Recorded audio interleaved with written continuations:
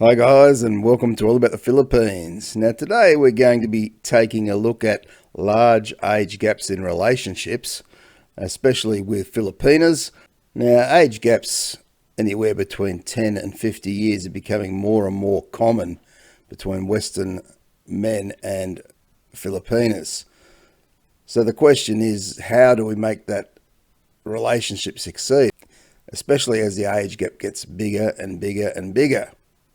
Is it possible for it to work, or is it just asking for a lot of trouble in the end and heartache? Now, I want to preempt this video by saying that everyone is different. Every relationship is different, and no two relationships are the same. A lot of things come into play in any relationship, but there are certainly things you can do to give your relationship a better chance of success, as you would in any age relationship, whether it's someone with your own age or a large age gap. There is always things you can do to improve your chances for success in the end. So that's what we're going to have a look at today, is what we can actually do in a large age gap relationship to give your relationship a much better chance of long-term success. So if you're thinking of dating a Filipina, or you're already dating a Filipina, or possibly already married to a Filipina, then you're going to want to stay tuned.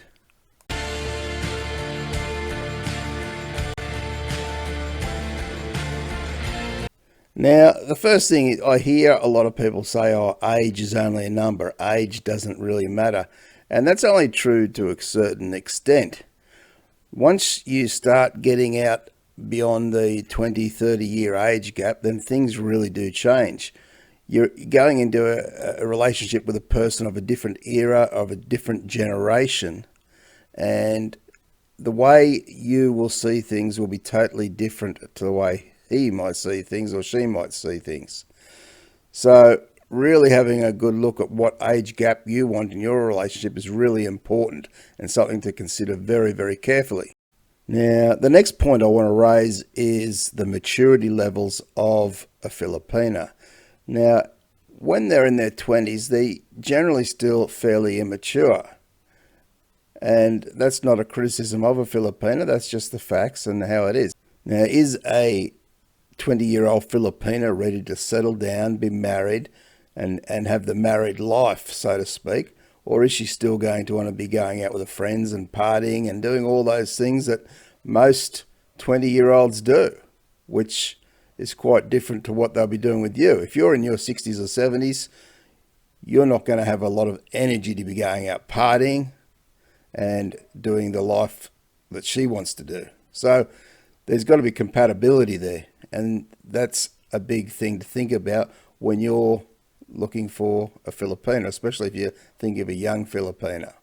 You've got to remember that you've lived a pretty full life already, and she's just starting her life. So she's still exploring and finding out who she is, and she's not really found herself as yet. So she's going to be exploring that for some time to come. And between the age of 20 and 30, she's going to change a lot. And by the time she gets to 30, then she's going to start becoming more mature and know what she wants in life. And by the time she hits that age, she could be well and truly decided that, no, she doesn't want to be married to an older man. And she might start to look elsewhere, and as a result of that, the relationship will start to fall apart.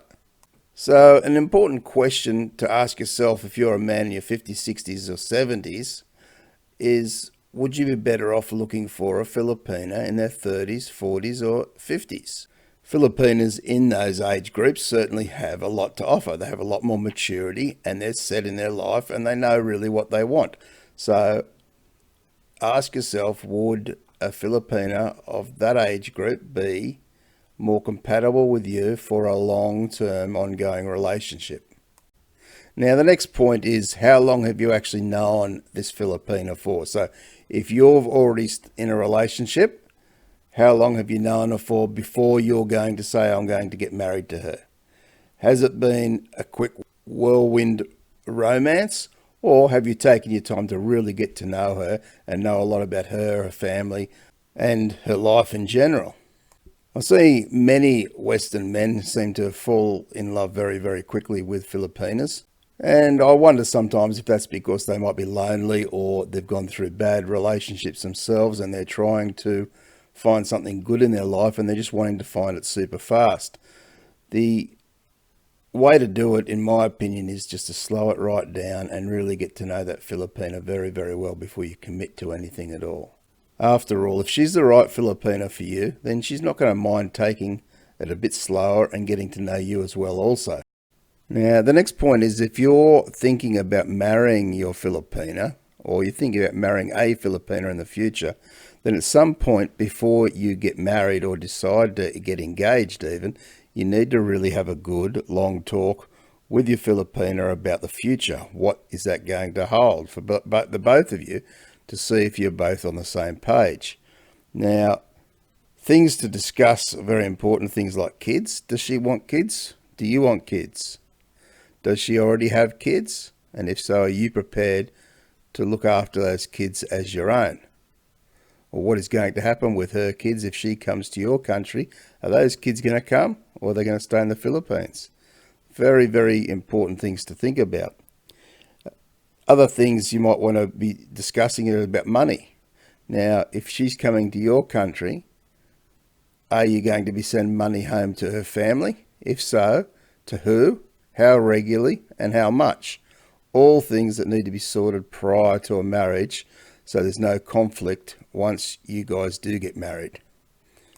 The other thing to talk about is around the work situation.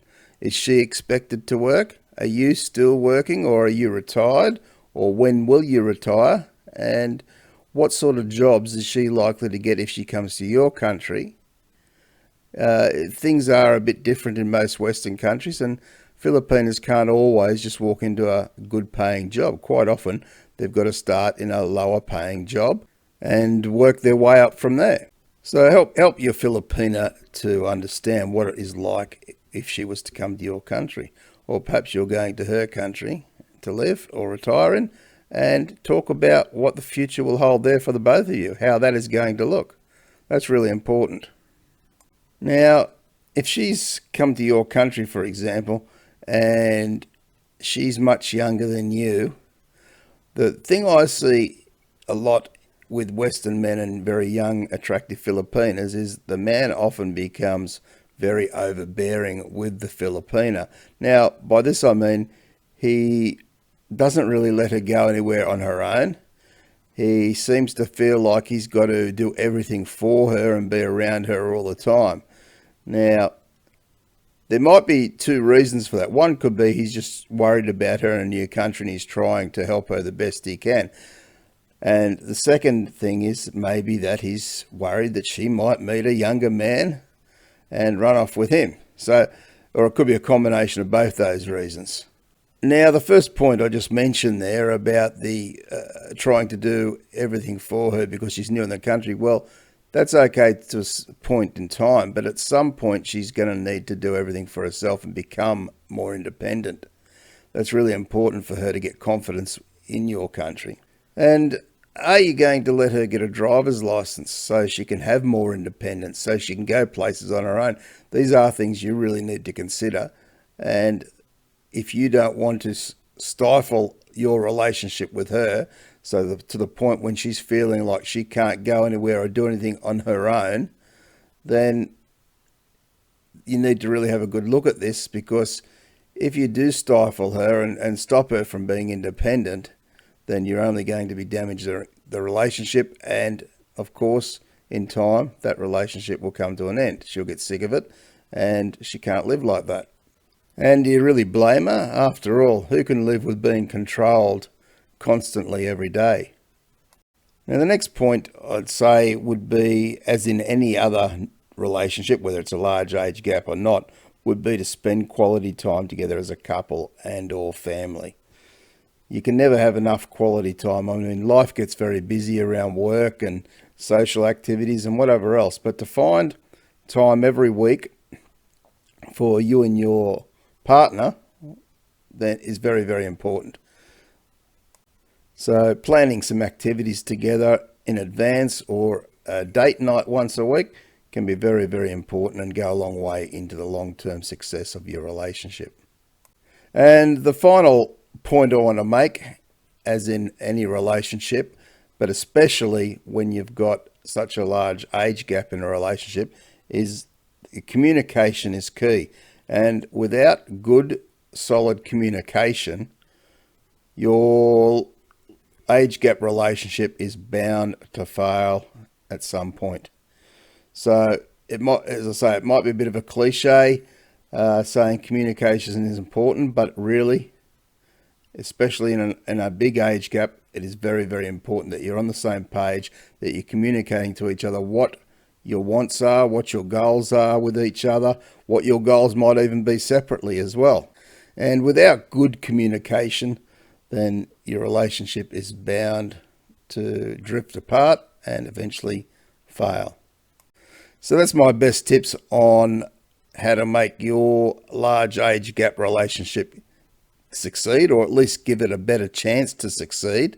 I hope you've enjoyed the video. If you have, I'd like to hear your comments, so please pop them down in the comments below. Don't forget to share the video around with all your networks, anyone who may enjoy the video. Also, don't forget to subscribe and turn on the notification bell to get more videos. And if you've enjoyed the video, give it a big thumbs up. Thanks very much for watching, guys. I appreciate your support. Take care, and bye for now.